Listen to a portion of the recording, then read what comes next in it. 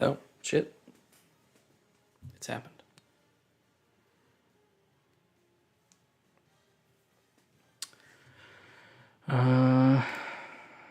Yeah. Let me... Ugh.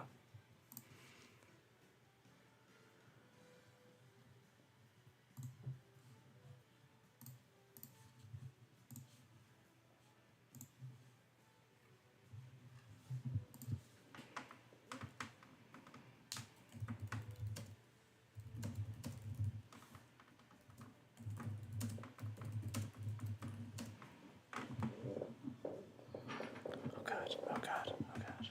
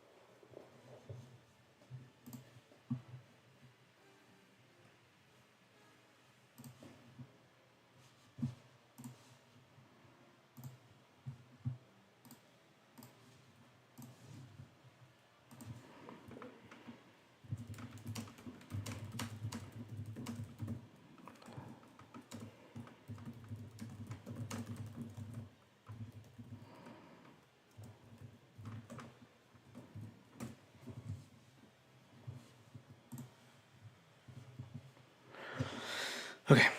All right. Okay. Now I gotta check all the levels. I feel like I don't know enough about YouTube, and there's gotta be a way to do this, like, well before.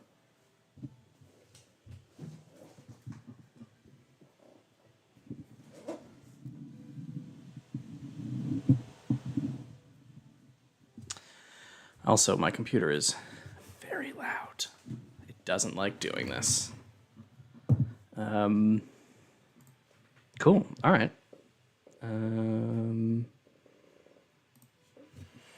Yeah. Okay, so we're back. We're back at this. I just put out. Wow, that is incredibly loud. Maybe it does belong over here.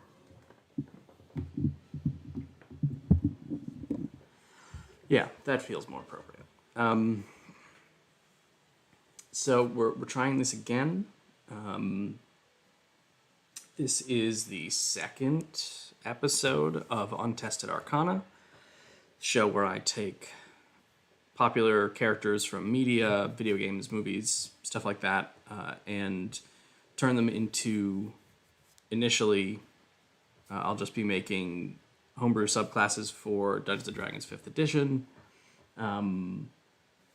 Obviously, things in that arena are in flux right now, so that may not always be the case. And of course, I'd like to branch out to different types of content and making different things. But yeah, the hope with this show is that someone can watch episodes of it and learn the kinds of decisions that go into making homebrew, or really making tabletop content at all, which I think by extension you can learn a little bit something about. You can learn about game design in general. I just finished today. I finished editing together the first episode, and I feel like I learned a lot about what I did wrong. Not a ton, I'm still going to do a lot of stuff wrong, but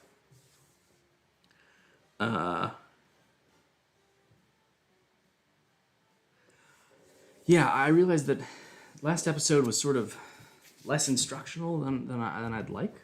And so I'm going to be trying this time to focus a little bit more on that. We'll see how it goes. I also, last time I had to break it up into 2 streams. That may happen again. I don't know. I'm starting this at 9:30 tonight. I don't know that I'm gonna get out of here with the full subclass. But we're gonna find out. So I think the best way to get this started is to start the game. Let's see who we get served this time. I'm very nervous about this. Last time it was a rough selection. Woof. Oh, God. Oh, Jesus. Okay. Oh, no. Terrible choices. Maybe terrible choices.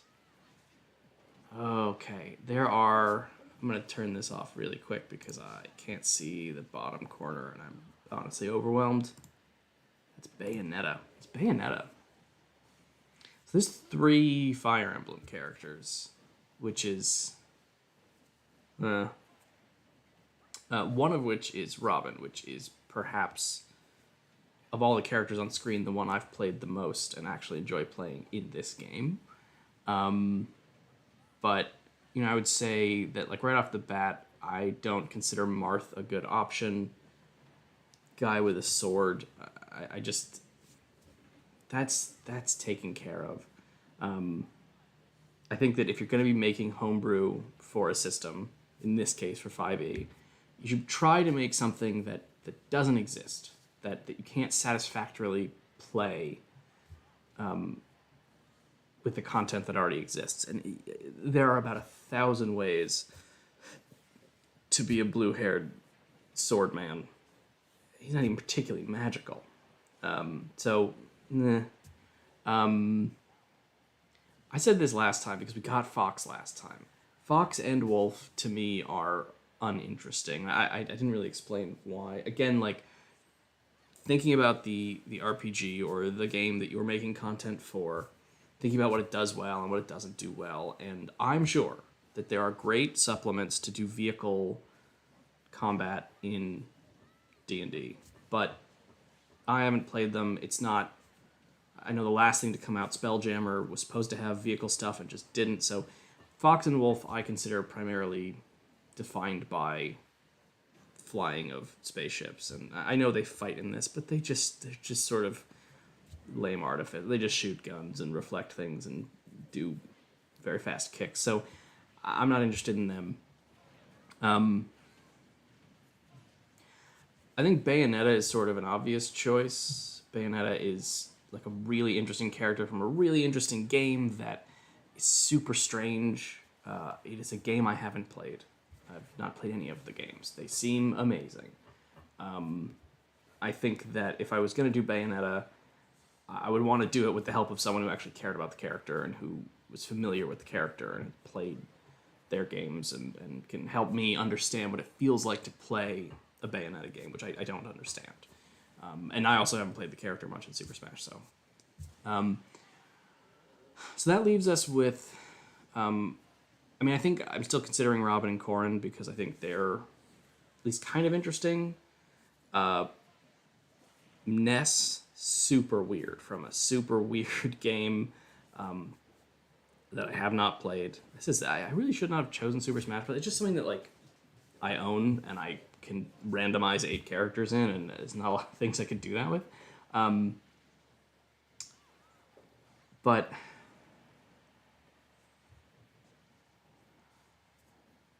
yeah, I'm gonna ignore Ness for now because I think again, like, interesting but sort of outside my jurisdiction. So to me, it's between Mega Man and Robin. Yeah, Mega Man is really interesting. I've played Mega Man games. I've in fact played the Fire Emblem game that Robin is from, and I've played Robin a lot in Super Smash. You know what? How are we doing on time left? There's a minute left. All right, I'm gonna do something. All right, let's see. Let's see if one of them wins. We'll do them, and then we'll see.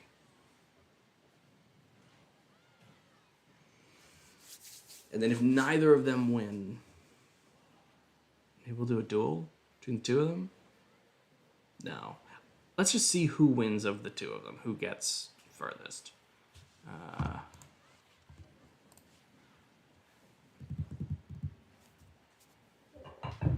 Actually, well, I'm not trying to record anything.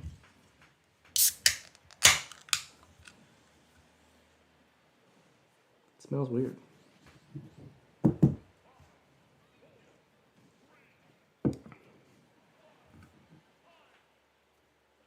That's sort of terrible. Whatever.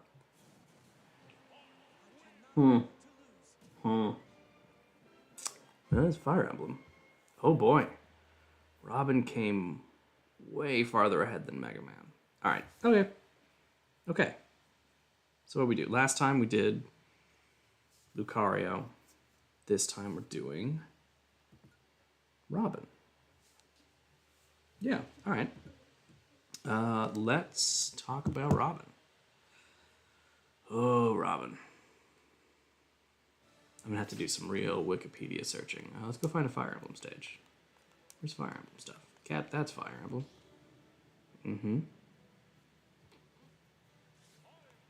Let's turn all these people off.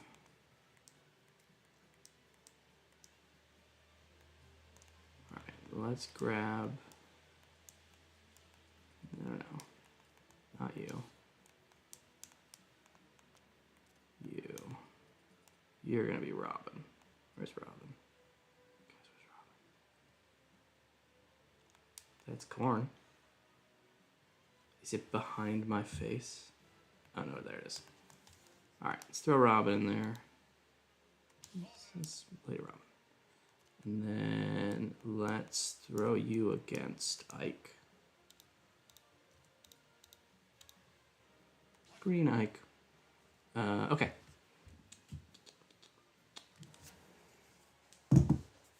So, yeah, Robin is interesting. Robin is, at least in Smash, is the like textbook definition of a Gish. Which again, I think if you're watching these videos, you know all this terminology, but I'm gonna keep explaining it.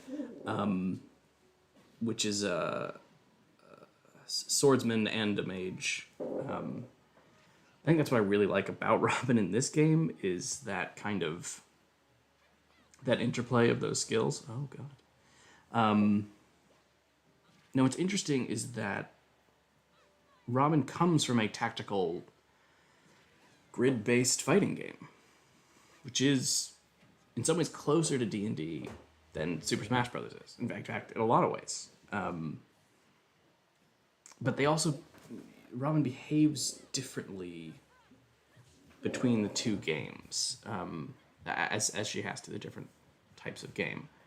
The question is, which Robin are we trying to make? I think we're trying to make this Robin, right? Because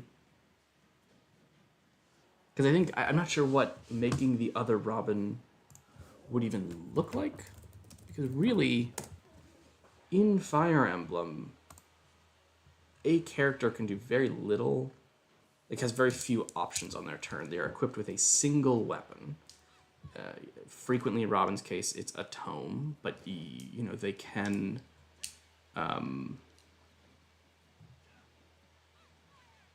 They can reclass into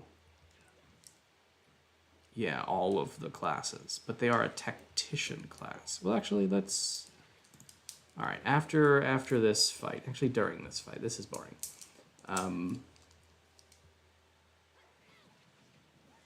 No. All right, we have to sort of balance the two competing power sets here. There's the power set in the Fire Emblem games and this power set in Super Smash Bros. And then I will attempt to talk with some some instructional value about like behavioral design, game design stuff when making these kind of decisions, which I sort of failed to do last time. So we'll look at the tactician, and right now let's just look at what Robin in this game can wield a sword if they have to. Sometimes that sword is magical and lightning-y, and then has command over some fire, some lightning, and a little bit of necrotic sort of life-drainy sort of stuff. They're also wind. They're also primarily defined in this game by the scarcity of these resources, by being able to do a thing a number of times and then recharge it, which is interesting. They don't appear to wear armor, but they're not wearing just regular clothes. They're in like sort of battle robes. Yeah, I'm looking at some pictures on here. They're yeah, there's boots. It's light armor. It's light armor. Anyway, and because I think I'm coming at this from a Super Smash perspective, I can't exactly stream off my 3DS, and that would be way less interesting because I can't have CPU do it. God, is Robin like kicking ass right now? I think that we're gonna have to make this scarcity thing a focal point.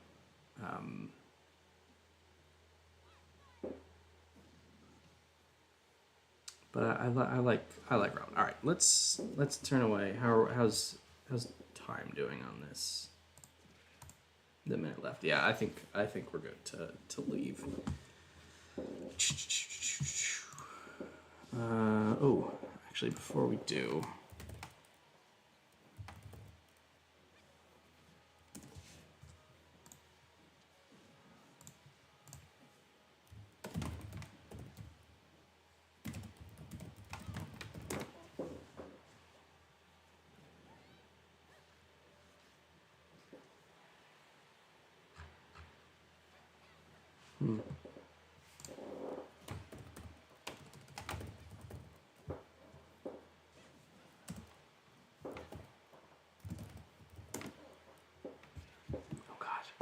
The stream, it's terrible. Luckily, nobody is here.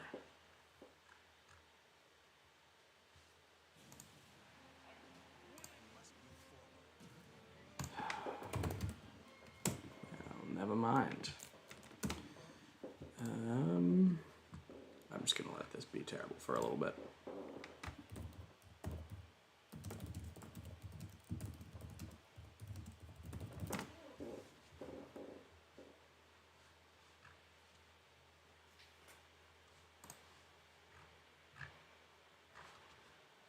That doesn't help me. That doesn't help me.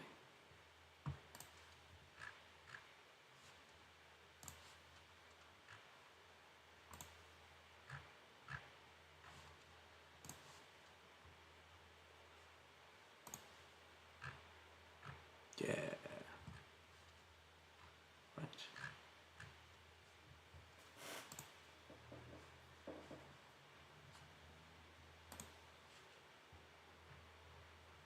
Okay. Yeah.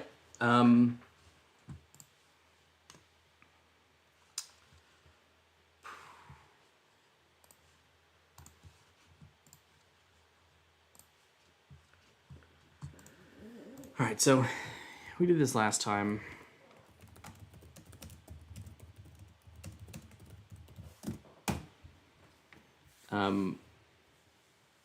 We asked this sort of big question. I'm going to zoom in on this because, actually, I guess I'll zoom in this way. Yeah, so that I can sort of use this in the video without it being too obnoxious. Yeah. So this is an important sort of design thing to consider, which is when you're making, especially a piece of like tabletop content where you can't enforce anything, like sorry, I'm already ahead of myself. There's this concept called game feel, which in a video game you can affect through like some technical stuff. You can change the way the controls feel. You can change, you can do things like screen shake and the VFX. You can sort of, you can make it so that the game sort of feels a certain way. Now, what's tricky is that in a tabletop RPG, especially now that we've all gone like digital, or so many of us have gone digital, game feel is a little harder. The levers are a little more obtuse because the computer of a tabletop game is the human mind. It's really collectively all the human minds at the table. So you want to create, you want to think about the character you want to be. So let me give an example of like a character I've played. So I played a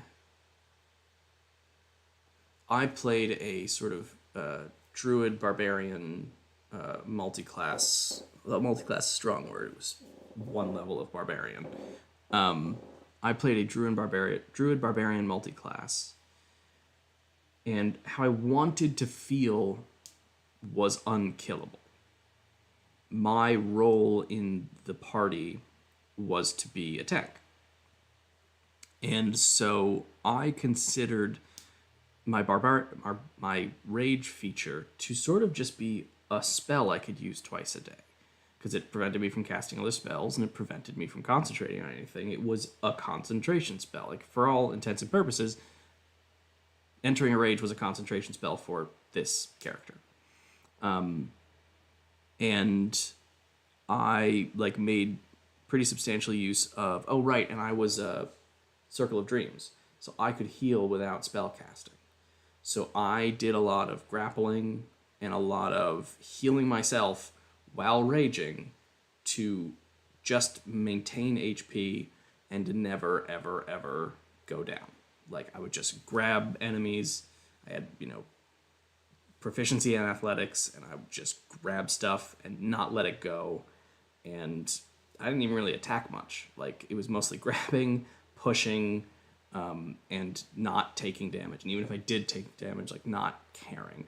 And because I wanted to feel invincible, so I built this character such that I could take actions to make myself feel invincible, and that when the game was being played, I felt invincible because the DM would throw a monster at me and attack. Yeah, sure, it hits. My AC wasn't great, but like, yeah, it hits. Okay, well, does this much slashing damage? That's halved, and even after 2 rounds of him attacking me, I'd be like, all right, I'm just gonna use one of my Circle of Dreams things, and it's all back.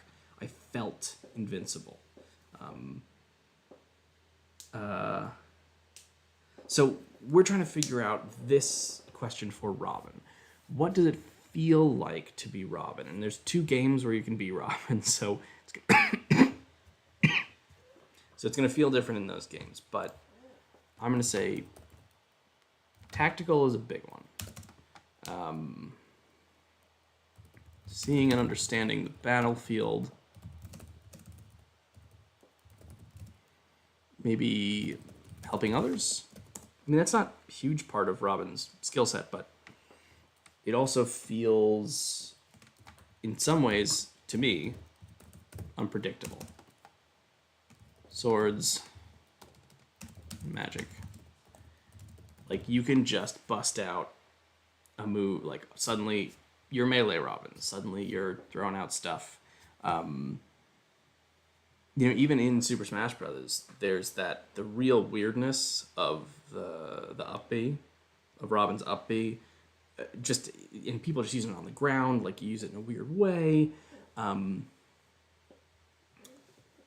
I just really like that. I think you also feel limited and vulnerable. Like, resources are scarce. You need to strategize.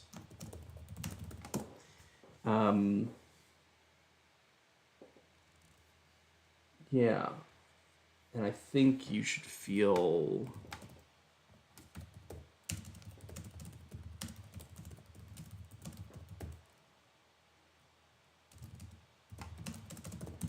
So yeah, like Robin is able to fill lots and lots of roles. I'm just changing this for no reason. Robin, by sort of design, is the player character, and so you can be any, you can advance to any class in Fire Emblem. Which Fire Emblem? I don't remember what it was called. It's not Bloodlines, right? It's Three King Awakening. Oh right, because you wake up. I remember those cutscenes. With everyone's husband. Right. But you're not as good a mage as, like, Tharja, was that her name? And you'll never be as good a swordsman as Crom, and you'll never be as good a soldier as Donald, because nobody will, because he's perfect. But, oh, and you'll never be a tank. I'm just right, not a tank. Really, in no circumstance to see a tank. So we're trying to create situations where you feel that you are analyzing the battlefield, deciding what to do moment to moment, and that those decisions range from melee to magic to assisting others, super flexible. There should be some limit to how often you can do things, and planning around those limits should be a major component of your gameplay. That's tricky because spell slots are already a limit. So, yeah, spell slots are already a limit. We're going to deal with that. And you should be able to, by making a few key decisions, sort of step into roles that other people have. That in a battle where you need more melee, you should be able to step in and provide that. In a battle where you need more blasting, you should be able to step in and provide that.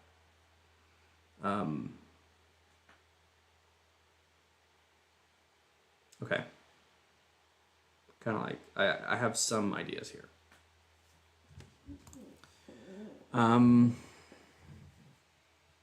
Let's just jump straight to this, because this is, like, I'm already thinking about it and I just want to get to it. Let's talk about,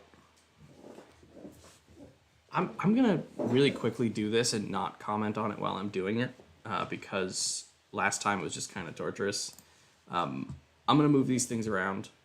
I'm gonna put them in these categories. I'm gonna put nothing in S. That's the one we're gonna do. S for subclass. But I'm gonna sort them into A through D, and this will be fun. I'll put a little fast motion thing in the edit. Now. Sorry, my mic's. If anyone's actually watching the stream, which why? The mic is like in the way of doing this.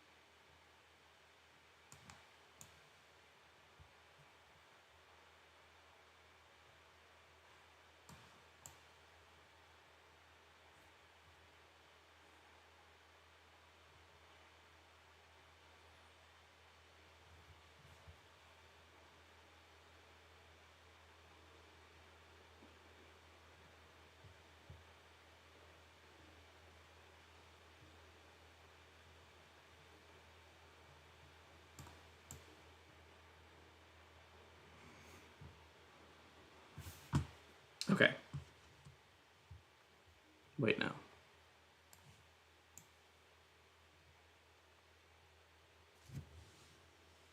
Okay. Okay. All right. Here's my list of which classes you might choose to be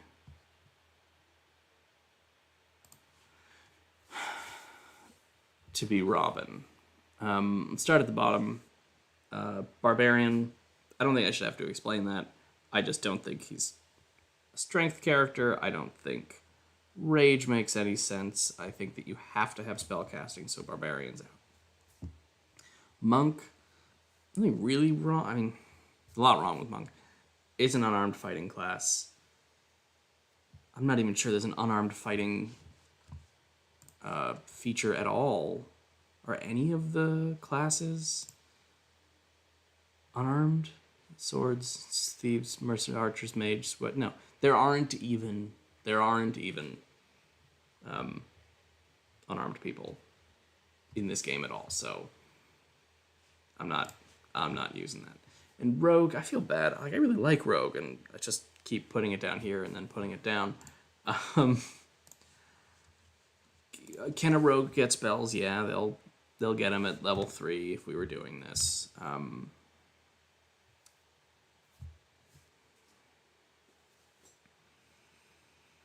Yeah, I don't know. I don't.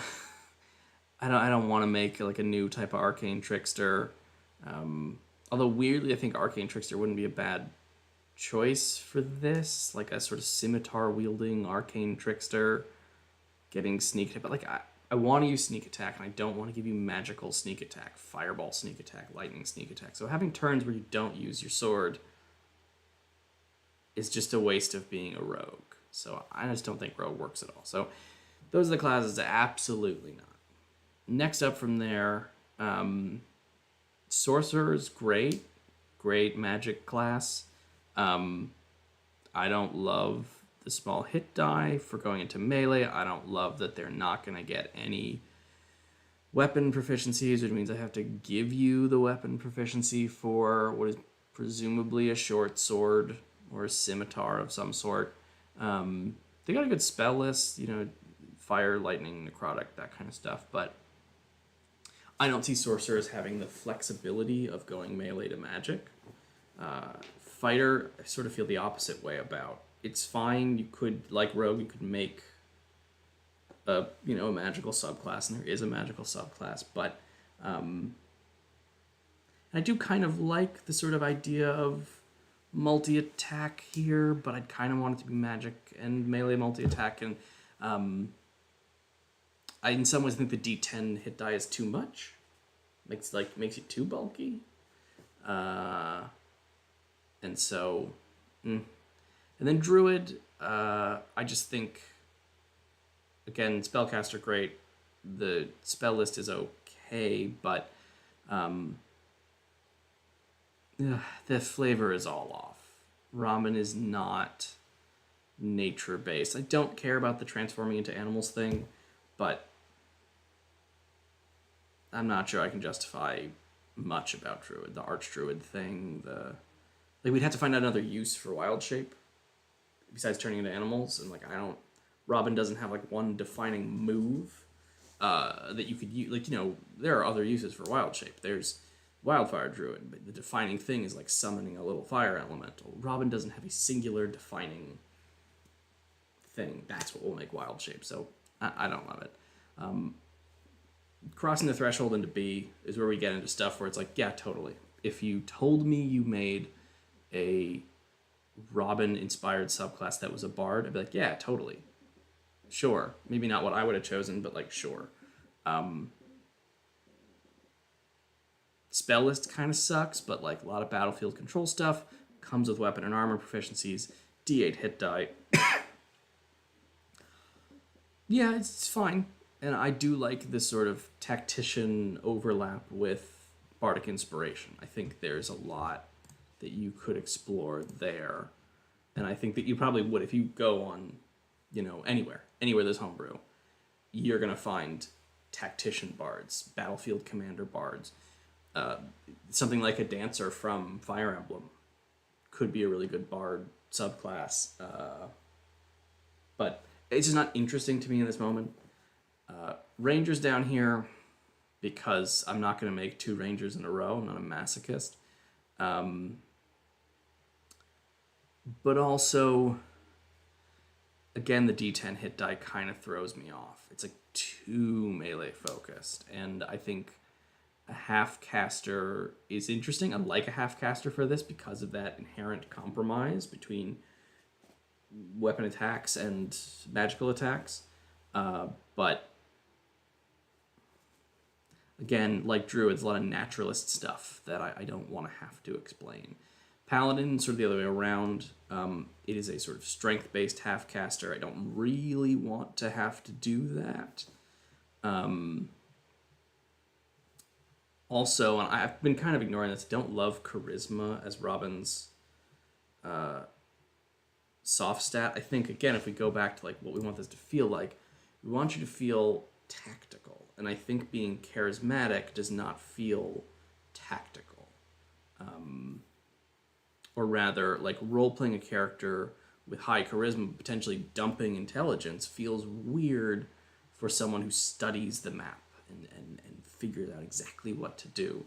That is almost certainly an intelligence thing, and if it's not intelligence, it's wisdom, but it ain't charisma. So I realize now, like, I'm saying that, and you're seeing there's a charisma class in A, and maybe that, spoilers, I don't know why it's up there. So, Paladin, heavy armor I don't like, half caster I like, multi-attack I like, but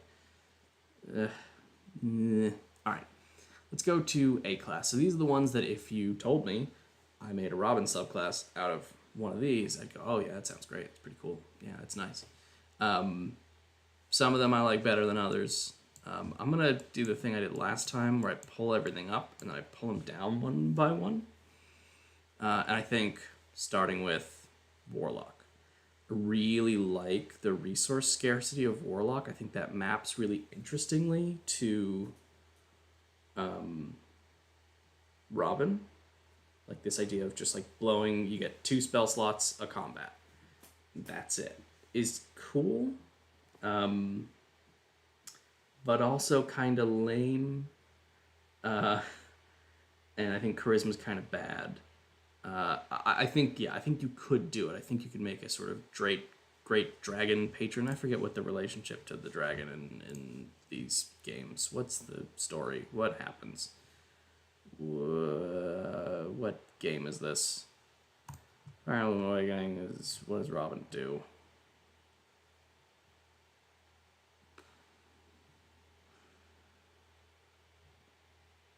I don't know. What do they do? Grandmaster. I'll look up Grandmaster. I'm gonna look at him in a second. Sorry, getting distracted.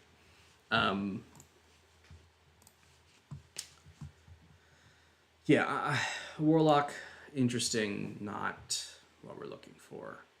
I'm gonna make kind of a bold move here. Wizard, very cool, very powerful class. Sort of an obvious choice for this. I think would be great. You can get Fireball, Lightning Bolt, and Life. I think you can get Life Drain. You get Life Drain, right? Yeah, probably.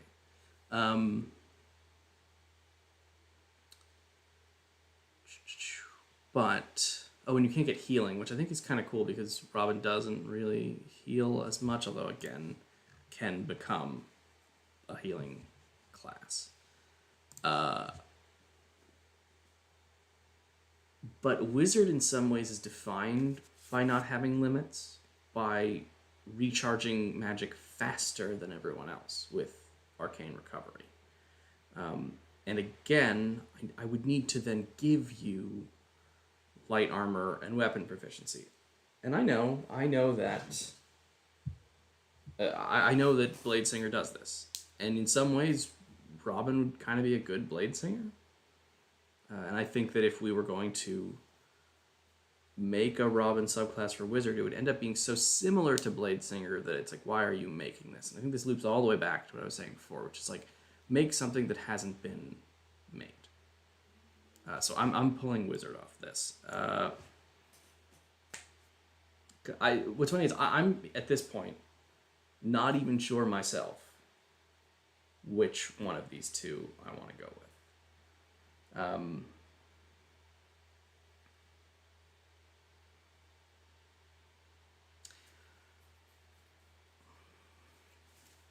Cleric was the first thing that came to mind. This came to mind when we were like typing out the desires part.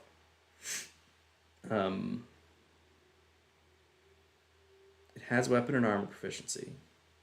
It is inherently, I would say, the most does everything subclass. Or, sorry, the most does everything class. It is a full caster, which I have mixed feelings about, but I will say that the cleric full casting list doesn't have things like Wish in it. So it's not quite as world-endingly magical as Wizard or like Sorcerer. It is pretty healy, but you don't have to do those things. And I think that while there are a lot of domains, and there is the Arcana domain, which focuses on magic, and there's the War domain, which focuses on battle, there isn't really something that is about being a tactician. I think that's potentially interesting. Because if you look at those two, I mean, I'm just imagine, I know what's in them. The Arcana domain gives you extra wizardy spells, so it sort of buffs you. And the Cleric domain, the War domain for Cleric, lets you make bonus action attacks, which buffs you in battle. Neither focus, and actually, why don't we just go look at them? I feel like I'm going to slowly convince myself in doing this that like that's the answer. But Arcana, you get the Arcana skill, you can abjure things, you can screw up other people's spell casting. It's just spells. And it's a really cool domain. It's very minimal, but it's very cool. And then like War lets you make bonus attacks, lets you hit hard with Guided Strike, lets you help other people make attacks with War God's Blessing. That's cool. That's similar. And then Divine Strike lets you hit harder. Again, that's cool. And then Avatar Battle makes you a tank, which is weird. I guess the Order domain... Order domain, oh, you know, it's funny. Order domain is sort of doing this. But it's very... Order domain is very mean-spirited.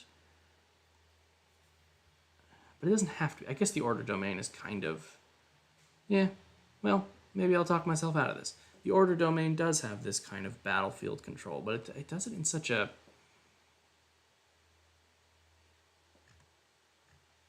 It's all about obeying. Plus, you get heavy armor and intimidation or persuasion. You need to heal someone to make them attack. I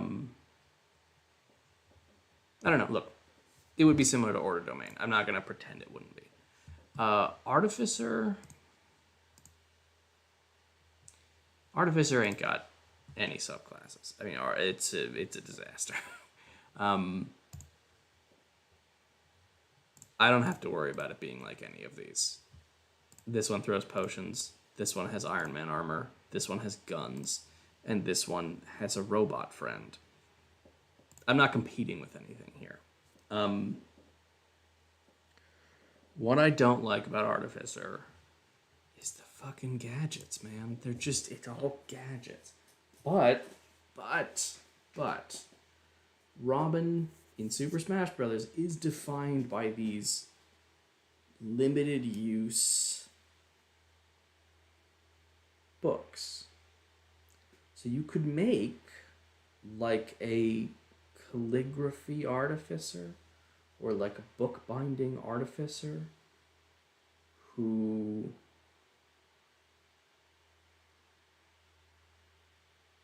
maybe uses their infusions to make these books, and then the books have rules, and the books contain elemental spells.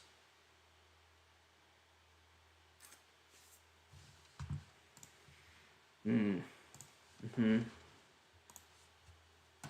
let me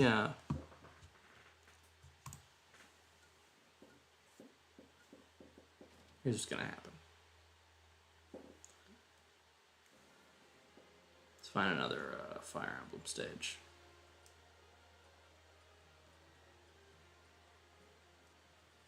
Down here, maybe? Yeah, that's Fire Emblem. We'll throw you against Byleth. Where's Byleth?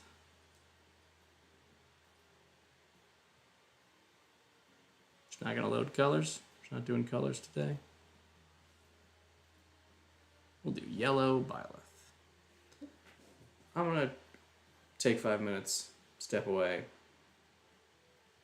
figure my shit out. I'm gonna think about this. When I come back in 5 minutes, I'm gonna make a decision.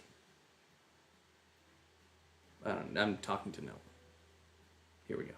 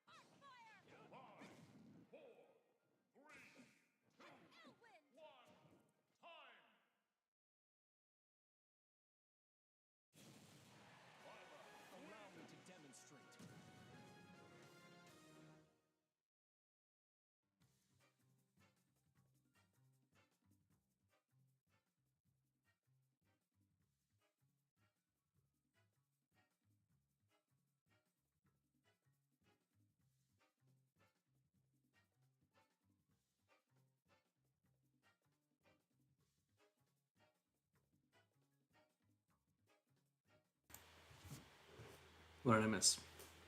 It didn't go well.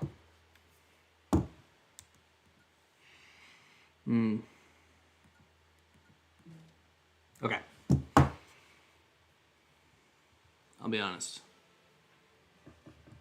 I didn't go out there and think about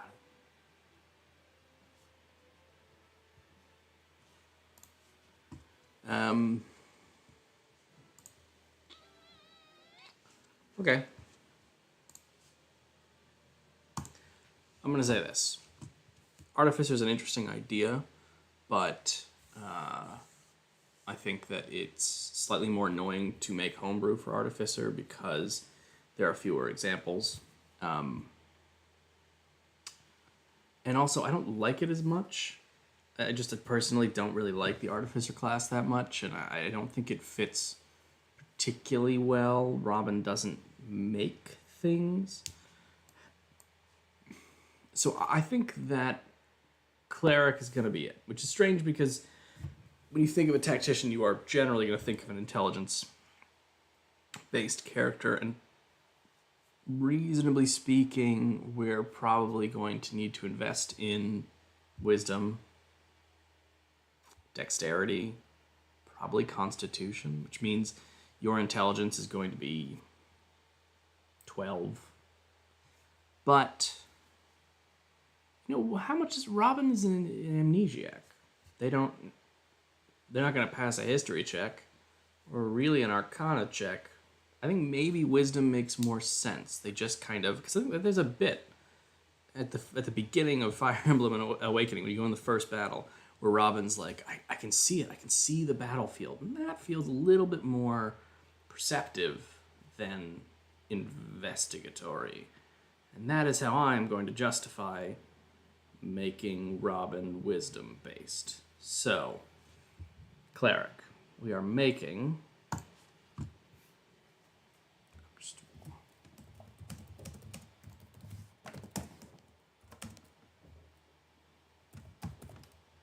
we are making a battlefield tactician cleric. Now, I'm just going to say right now, I'm not doing this all on this stream tonight. I think I think it was interesting last time, I did this over 2 streams, and it meant that I could think about it during the day.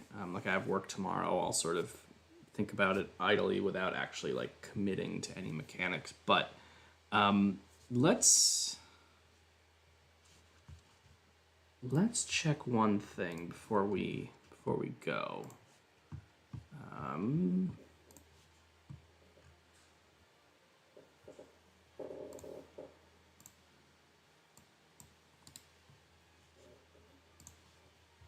Oh, I bet this is out of date.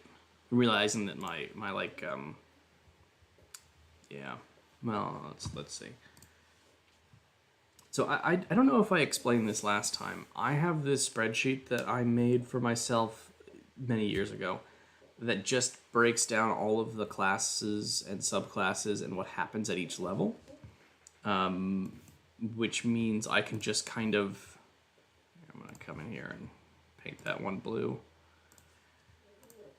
Which means I can just look down the list and sort of see the commonalities. So for instance, I can see that, boy, they don't get a lot of features. I can see which subclasses get Divine Strike and which subclasses get Potent Spellcasting. Now obviously that is now trivialized by the optional class feature of just general divine nonsense. What is it?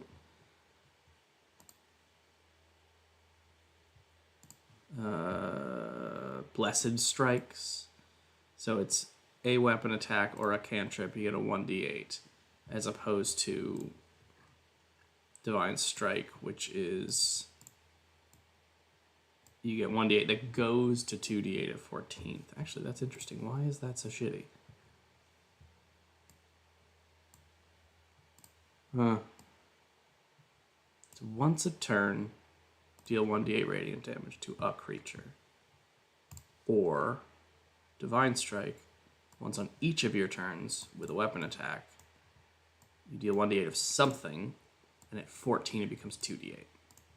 So, but you can see these commonalities. Like everyone who gets Divine Strike also gets, except for Trickery, which is really weird, either armor or weapons.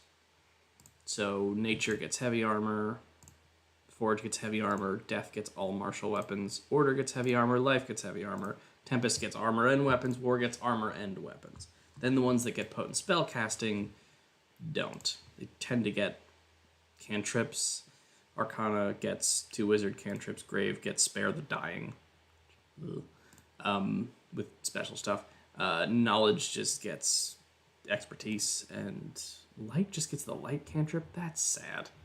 I love that subclass, but that's sad when you look at it in parallel here. So, right.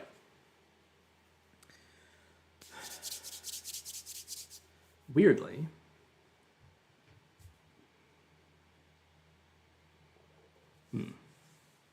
yeah, sorry.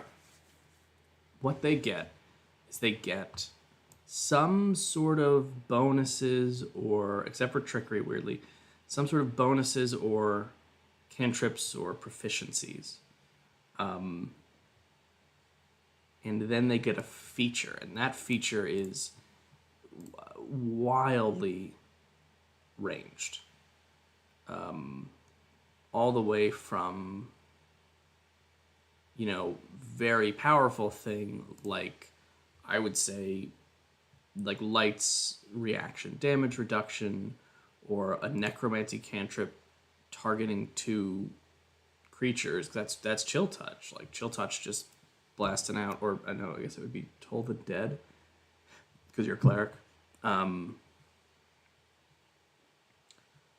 All the way down to some really lame stuff, like Grave just can sense undead, which is stupid. That's nothing. I mean, I think Paladins can just do that. I think even Rangers can kind of just do that as part of primeval awareness, but they just get a class-defining feature. And then you get a Channel Divinity, which is some sort of big action. You get another feature at 6. But I should point out what's interesting. Nobody gets an extra attack, which I think is weird. I think the idea is that anyone who gets weapon attacks gets Divine Strike, so you're making up the damage by adding some sort of elemental damage. But you don't get extra attack, except for War Domain, who has the bonus action extra attack, but you have to burn your bonus action.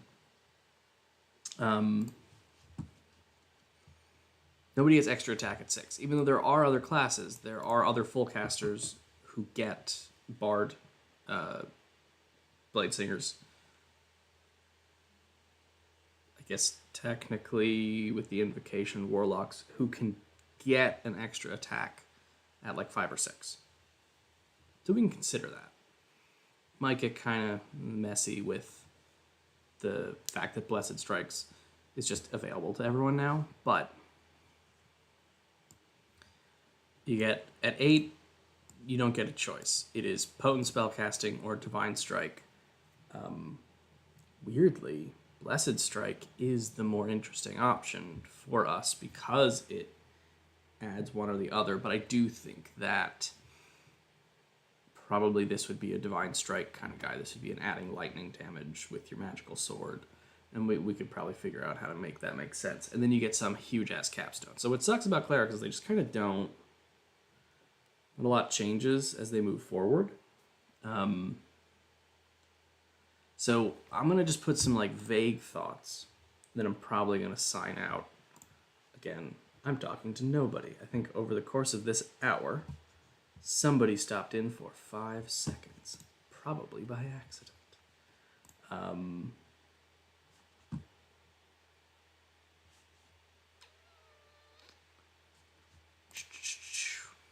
Yeah, all right. So let's get some vague ideas going here. For Robin, I think we probably want a Divine Strike, Lightning. Yeah. You know what's not even on here? Spells. Spell isn't even on here. Let me just do it on here.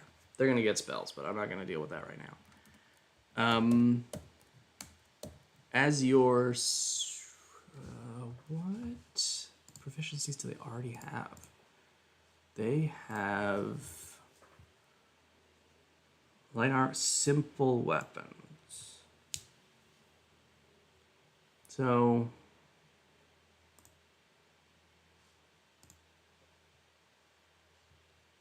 that's fascinating. What's a simple weapon? This is I'm getting way into the weeds here, but this is the process by which I'm trying to figure this out. Where's the list of weapons?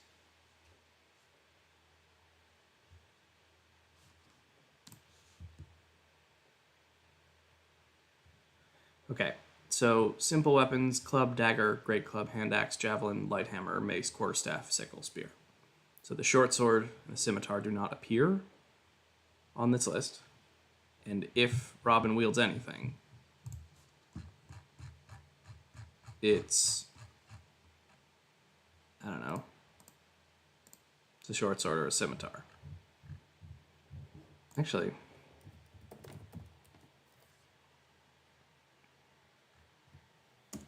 does your special sword have a name?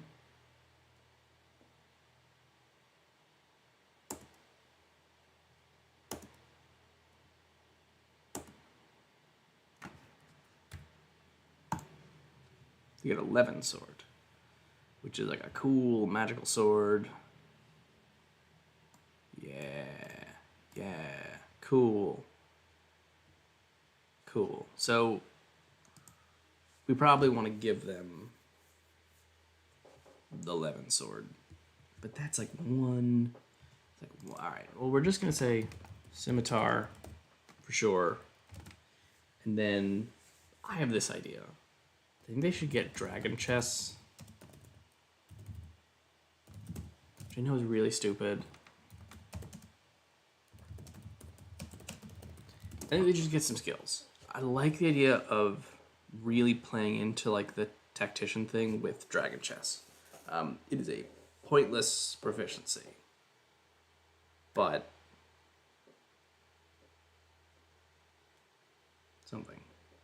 there's something to be played with in there. I think the baseline feature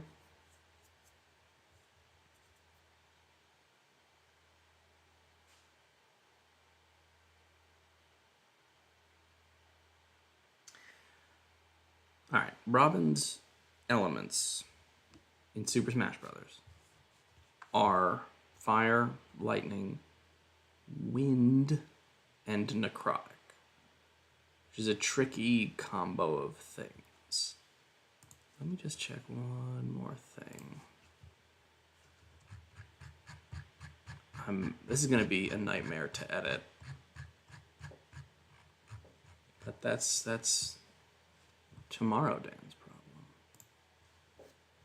problem.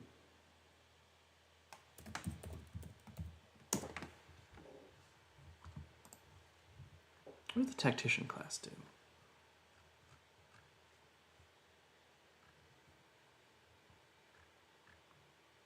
It doesn't do much. There's nothing on here. Skills, swords and tomes. Tacticians become grandmasters.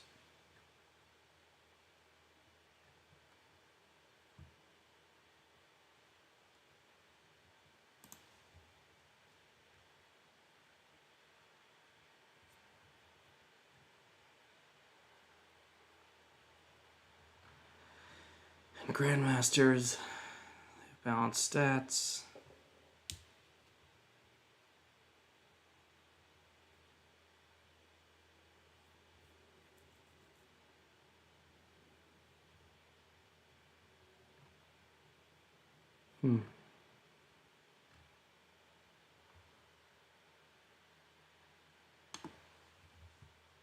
Ignis skill, which is what?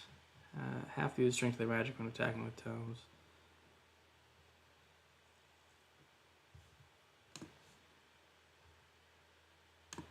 rally spectrum. I'm getting into the weeds here. This is not only is it not good for filming, it's no good for nobody. This is nothing.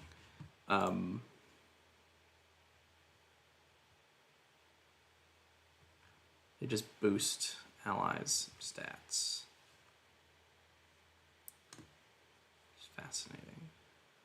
Tactical advice. Tactical advice.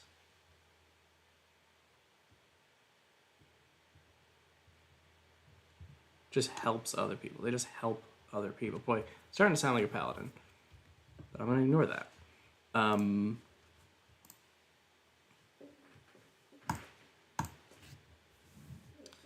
going to have the baseline ability be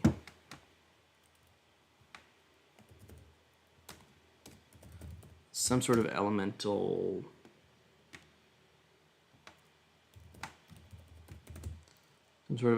flexibility scarcity thing. I'm just not going to think about it too hard right now. I'm going to have maybe the channel ability to be like big old rally. This is like real lame.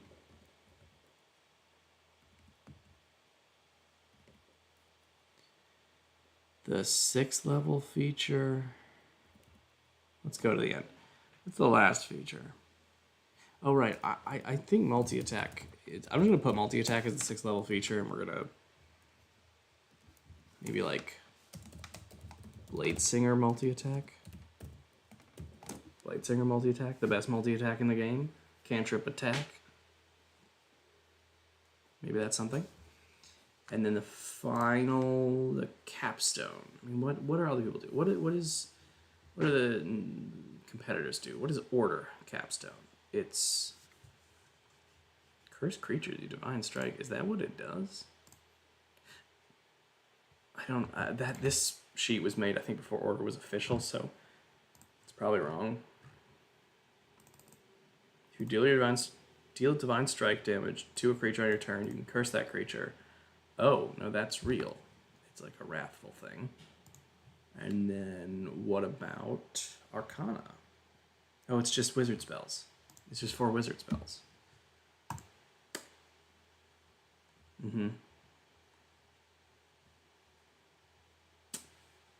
Yeah.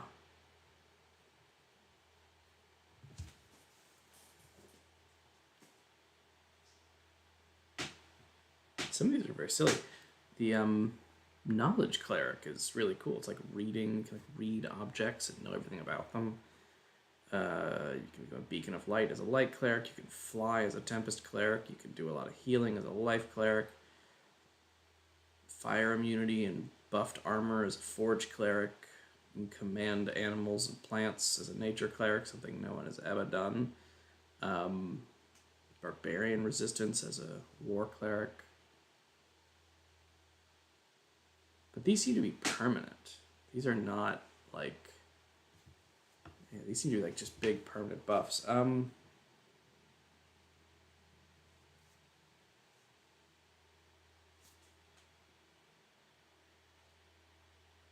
gonna do something crazy here. I have always wanted to do something like this.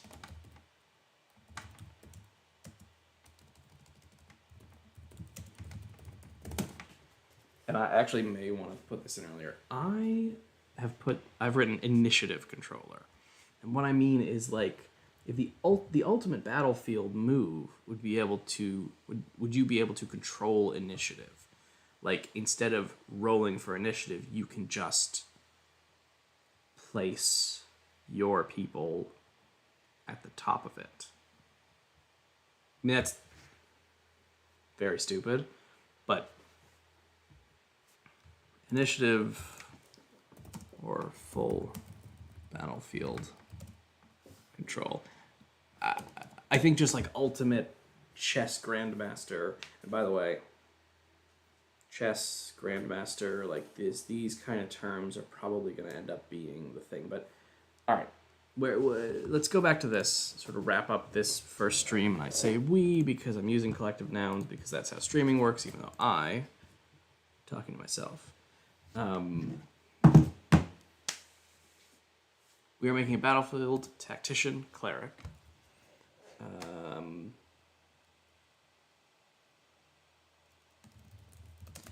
Something that can fill multiple battlefield roles. Thematically focused on the Grandmaster archetype. I do think chess, I mean, in the words of Brian David Gilbert, Fire Emblem asks and answers the question, what if chess were horny? So this is the chess guy. So like,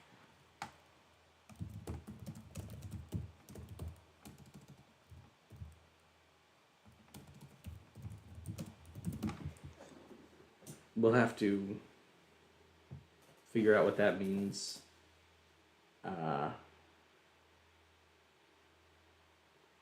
I've had this is just a loose thought for no one. I've enjoyed in some subclasses, especially newer ones, where they replace this sort of collective noun. So the college of whatever, bardic colleges. That's not a good example.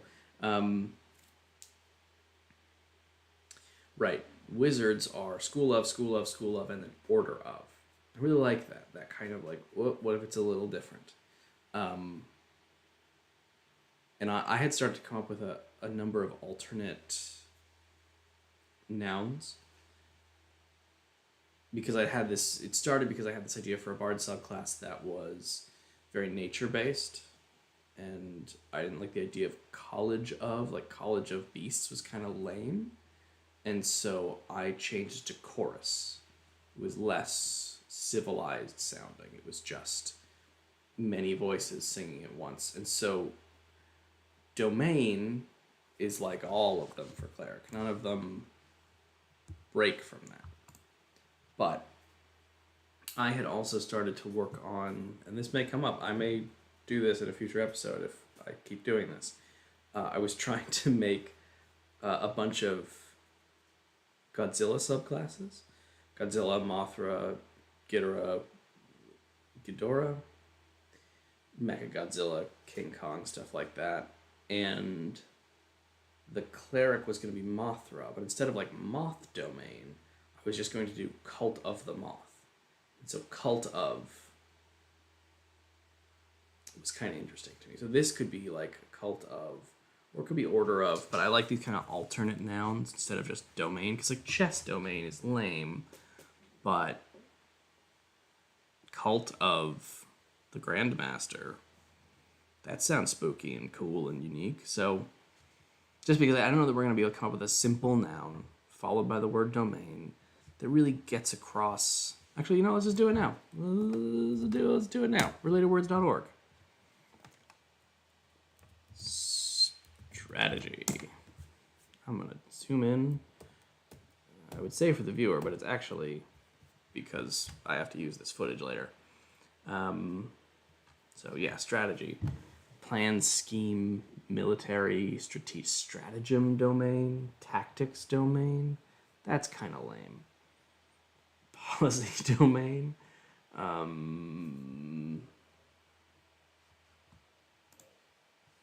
Strategy, stratagem. Does that bring up any interesting words? Ploy, gambit domain.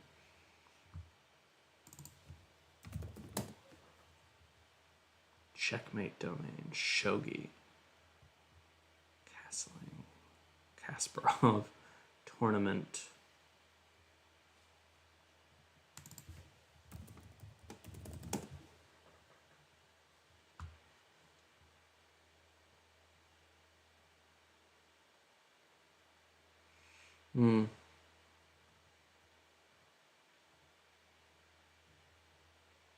Hostility domain, that's nothing. Remnants. I mean, strategy is, but the god of strategy, god of schemes, god of military.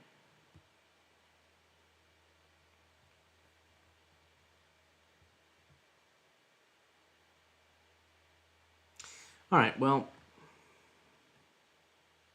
this is what I'm going to think about for the next 24-ish hours. I'm going to try to come back tomorrow.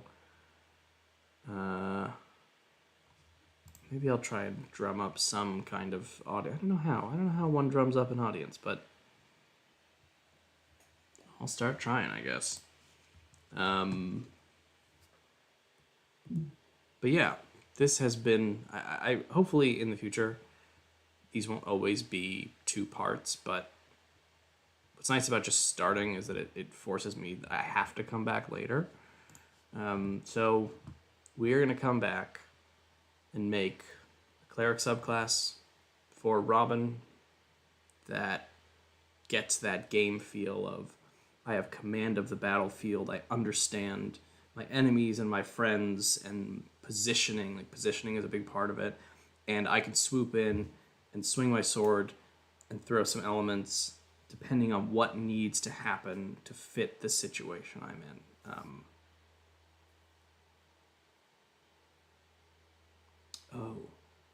A channel divinity that lets you. This is gonna be cool. I'm having ideas. I'm gonna think about them. I'm gonna come back tomorrow. We're gonna make this. And then everyone's gonna cheer, and it's gonna be great. So, if you're watching this sometime in the future, thank you very much. And yeah, on to the next one. See ya.